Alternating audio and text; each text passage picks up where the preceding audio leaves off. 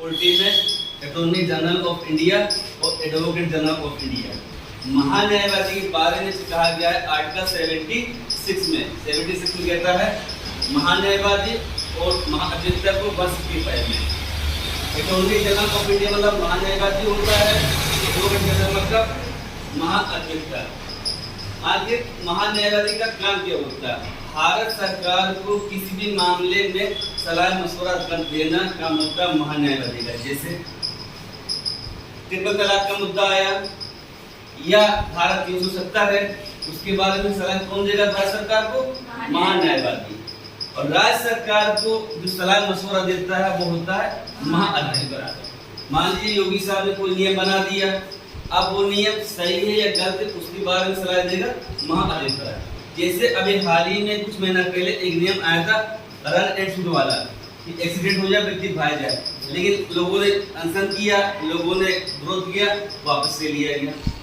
महान्यायवादी का मतलब क्या हुआ? केंद्र सरकार को सलाह देना।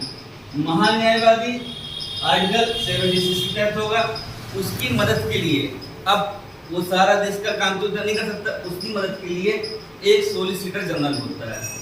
सॉलिसिटर जनरल की जो वो होती है समय सीमा 3 वर्ष होती है, उसकी मदद के लिए सहायक सॉलिसिटर जनरल भी होते हैं जो कि 4 होते हैं। संविधान में इस बात को मेंशन नहीं किया गया कि कब तक होंगे, जरूरत पड़ने पर वो रह सकते हैं।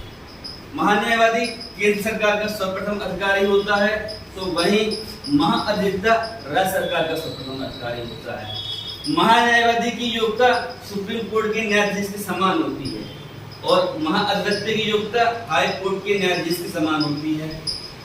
नियुक्ति प्रेसिडेंट के पश्चात पर्याप्त होती है, अर्थात प्रेसिडेंट की इच्छा अनुसार काम करेगा। ऐसा कोई कार्यकाल डिफाइन नहीं है कि 5 वर्ष 3 वर्ष ये, अर्थात हम कह सकते हैं व्यवहारिक रूप से किसके अधीन काम करेगा?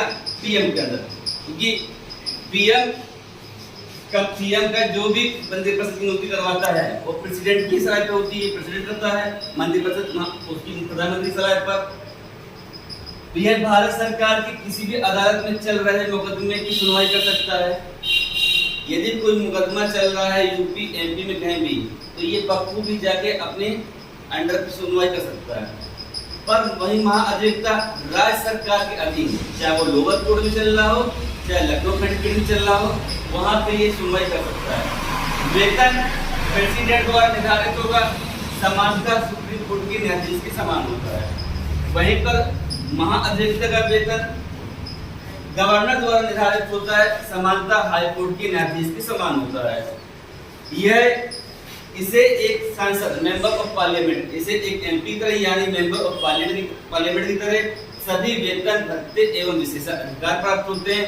वहीं महाअधिवक्ता को एक विधानमंडल के सदस्य की तरह सभी भत्ते वेतन विशेषाधिकार प्राप्त होते हैं।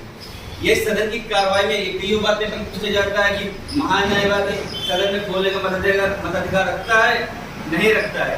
सदन की कार्रवाई में भाग तो ले सकता है, बोलने का अधिकार है, लेकिन मताधिकार का नहीं। वही महाधिवक्ता क्या करता है? राज्य की कार्रवाई में भाग लेगा, बोलने का अधिकार है, लेकिन मताधिकार का अधिकार है कि नहीं? से नहीं है। यह वकालत कर सकता है किंतु शर्त यह है कि मुकदमा जो चल रहा है वो केंद्र सरकार के खिलाफ ना हो।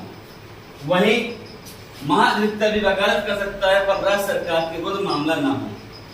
योग्यता सुप्रीम कोर्ट के न्यायाधीश के समान होती है, योग्यता हाई कोर्ट के न्यायाधीश के समान होती है। अब नेक्स्ट का हम पढ़ेंगे CAG के 148 के अंतर्गत आता है। यह control editor general of India Bharat का नियंत्रक अमले का परीक्षक होता है, जो राज्य सरकार या केंद्र सरकार के आय और व्यय को ऑडिट करता है। इसकी नियुक्ति राष्ट्रपति के द्वारा होती है, 5 वर्ष के द्वारा होती है। यहाँ हम लोग ये चैप्टर खत्म होता है। ठीक, अब आगे जैसे आपका एग्जाम अब पुलिस का है, पुलिस में इतने कम दिन बचे हैं, मात्र 12 दिन। मेरे ख्याल से कहीं ना कोई ऑनलाइन कोचिंग करने की जरूरत है ना कुछ। ज्यादा से ज्यादा आप सेल्फ स्टडी करें और जिसकी अभी भी